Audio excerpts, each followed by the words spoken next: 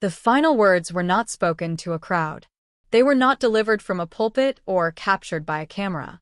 According to the handwritten note later recovered from his bedside drawer, the sentence was written slowly, unevenly, as if the hand guiding the pen had begun to fail. The devil is fear. The nurse on duty that night did not understand the weight of the sentence. She assumed it was a private reflection, something a dying priest might write when the pain medication dulled his thoughts and the walls of the room seemed closer than they really were.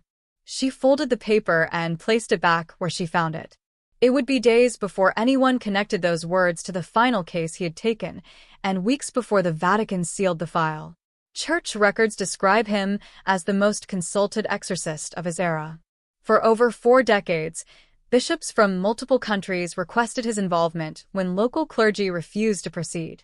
He had performed rites in abandoned farmhouses, locked hospital wards, convent basements, and once inside a police evidence room cleared of all personnel except a single officer who later resigned without explanation. His methods were not theatrical. Witnesses consistently noted how quiet he was. He did not shout. He did not provoke. He listened. He took notes.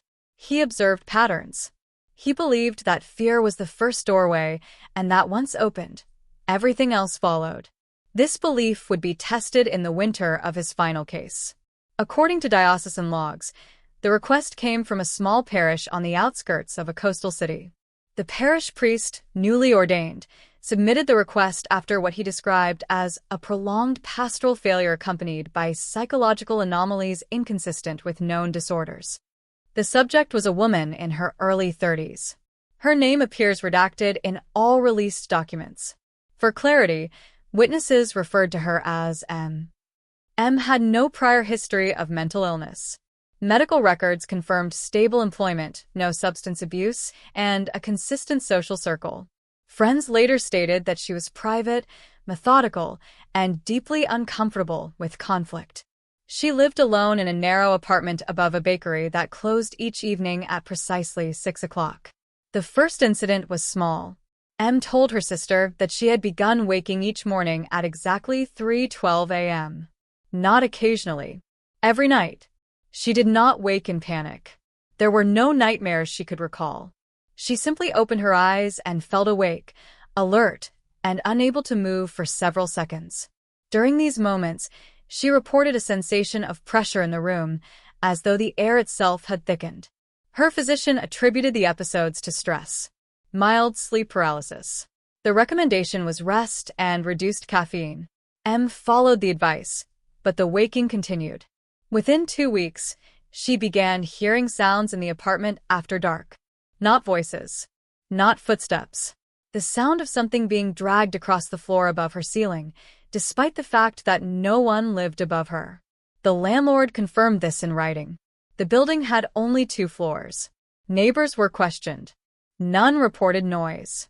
When the bakery owner installed a security camera facing the stairwell, the footage showed nothing unusual. Yet M insisted the sounds continued, always beginning shortly after midnight and stopping precisely at 3:12 a.m. The first visible change occurred during a Sunday Mass. According to the parish priest, M stood abruptly during the homily and walked out without explanation.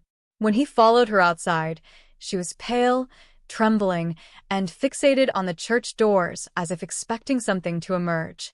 She told him she could not enter again. When asked why, she struggled to answer. Finally, she said the silence inside the church was too loud, that it felt as though something was listening. The priest arranged a meeting later that week. During their conversation, M admitted she had stopped sleeping altogether. She feared the moment of waking. She feared the apartment. She feared the hours of darkness not because of what she saw, but because of what she expected to see. This detail would later be underlined in the Exorcist's notes. Fear precedes manifestation. Medical evaluations followed. Neurological scans were clear.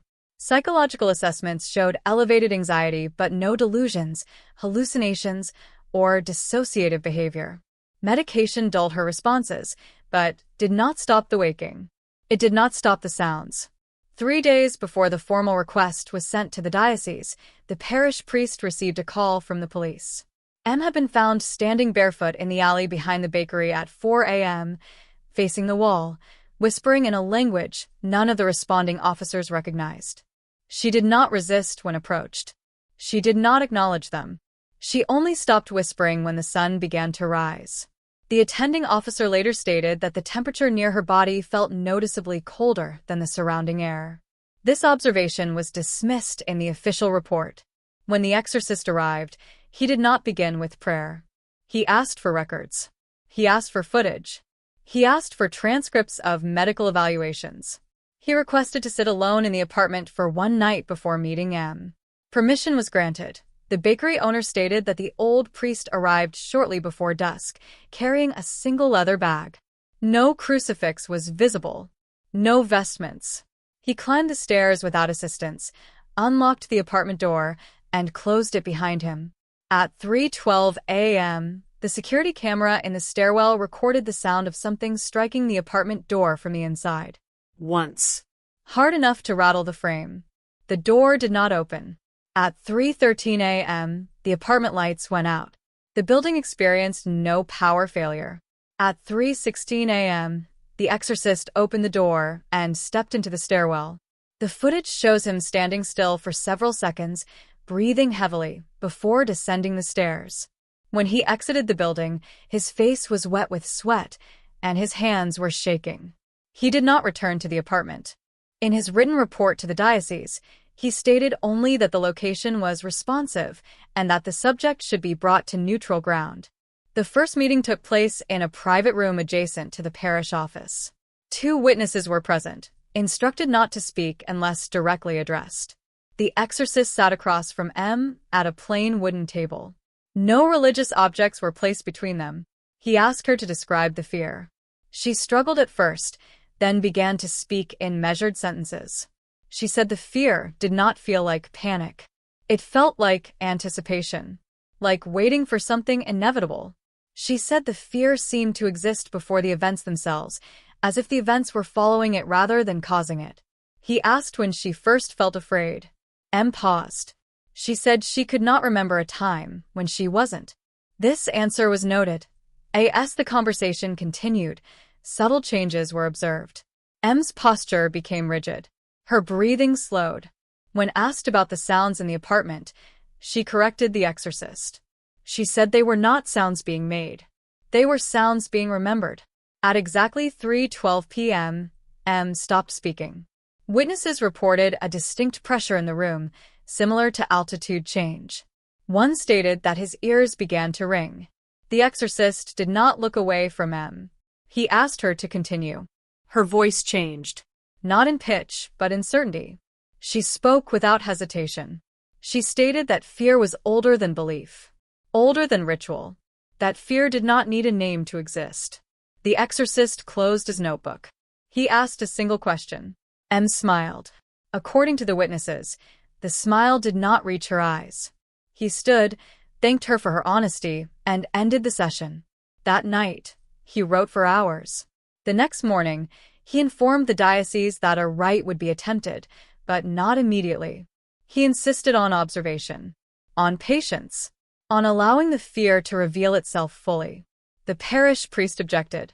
M's condition was deteriorating. She had begun refusing food. She slept no more than minutes at a time.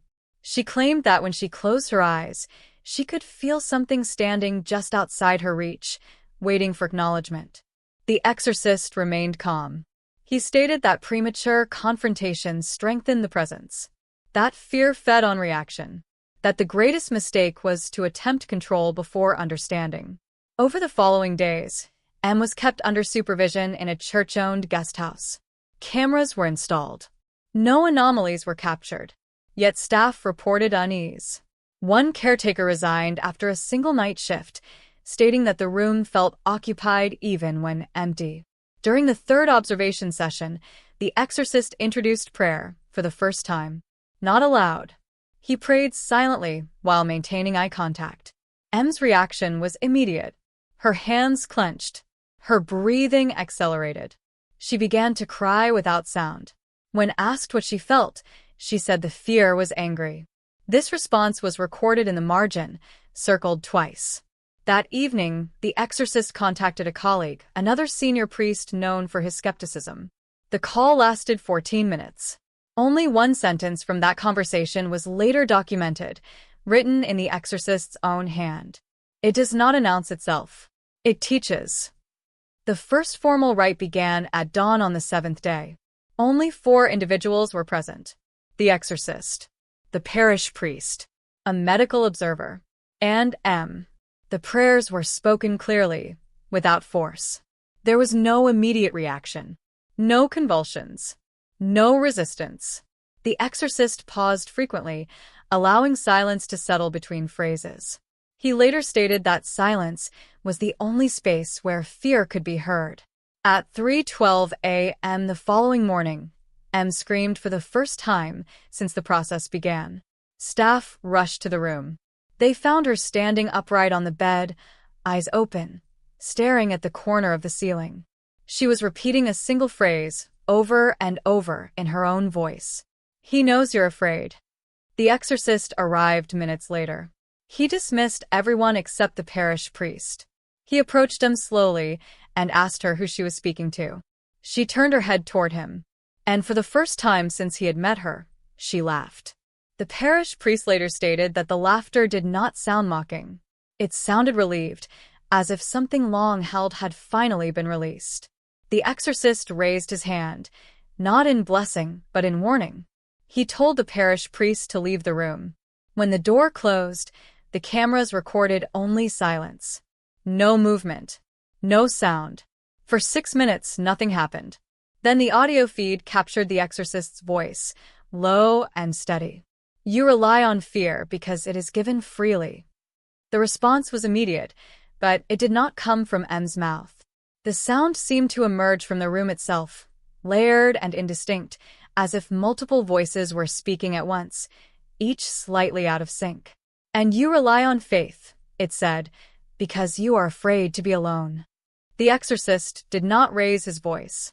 He stepped closer to the bed, and the lights went out. When the emergency lights activated, the room was washed in a dull red glow. The cameras adjusted automatically, but the audio feed crackled as if strained by something unseen. The exorcist did not step back. Witnesses later reviewed the footage frame by frame and noted that his posture never changed. His hands remained open at his sides. His breathing was controlled. The voice spoke again, closer now, no longer layered. "You came because you are tired." The exorcist replied without hesitation. "I came because you hide behind what humans already carry." M's body began to tremble. Not violently. It was subtle, rhythmic, as if responding to an internal signal. Her eyes never left the corner of the ceiling. The voice laughed softly.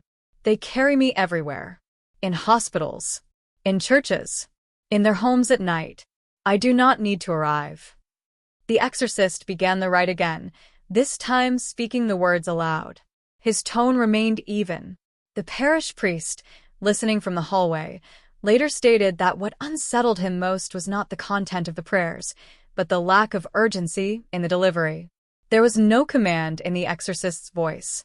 Only assertion. As the prayers continued, M's breathing slowed. The trembling stopped.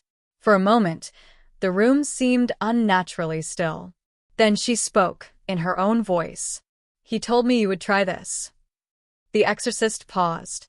She continued, eyes still fixed upward. "He said you would use words. That you would try to name him. He said names are how you protect yourself."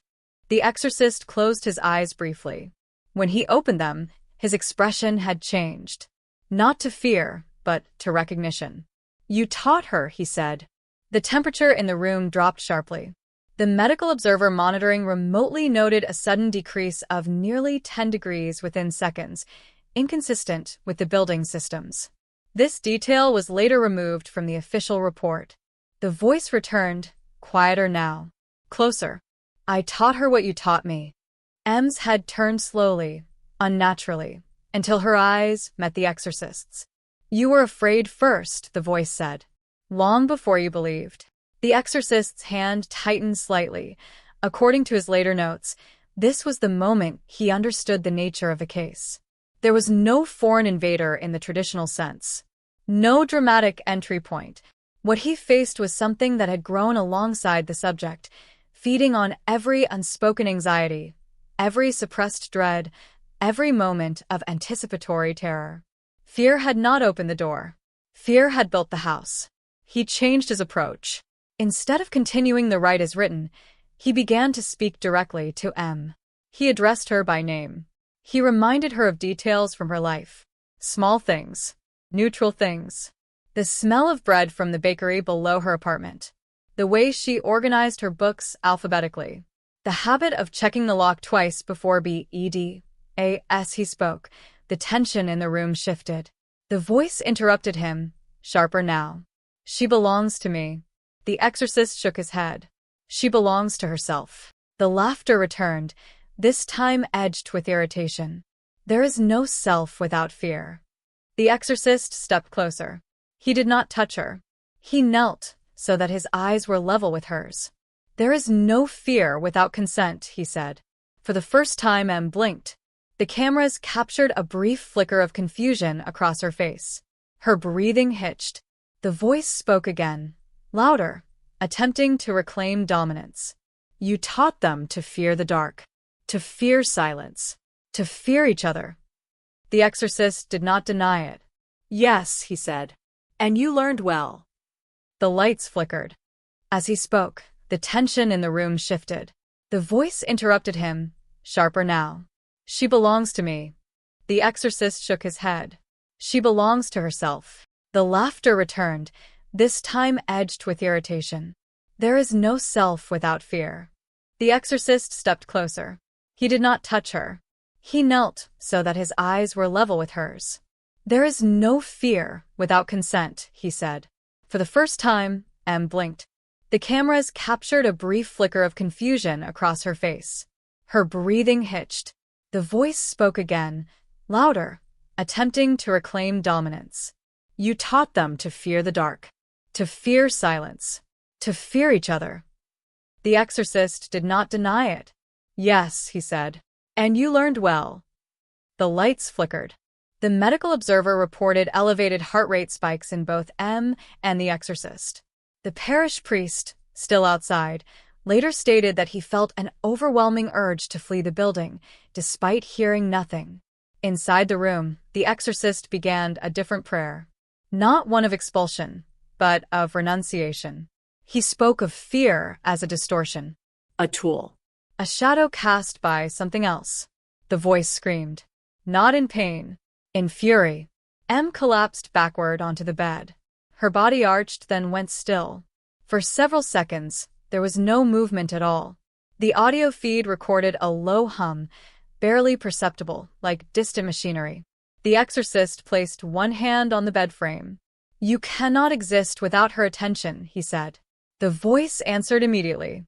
And you cannot exist without belief. The exorcist smiled faintly. Belief is a choice, he said. Fear is a habit. At 3:12 a.m., the hum stopped. The lights returned to normal. M inhaled sharply, as if surfacing from deep water. She began to sob, quietly, uncontrollably. The exorcist remained where he was, speaking softly, grounding her in the present. He instructed the parish priest to enter. When the door opened, the pressure lifted. Over the next several hours, M slept. It was the first uninterrupted sleep she had experienced in weeks. The following days showed marked improvement. She ate. She spoke. She no longer woke at 3:12. The sounds in the apartment ceased. Medical evaluations showed stabilization.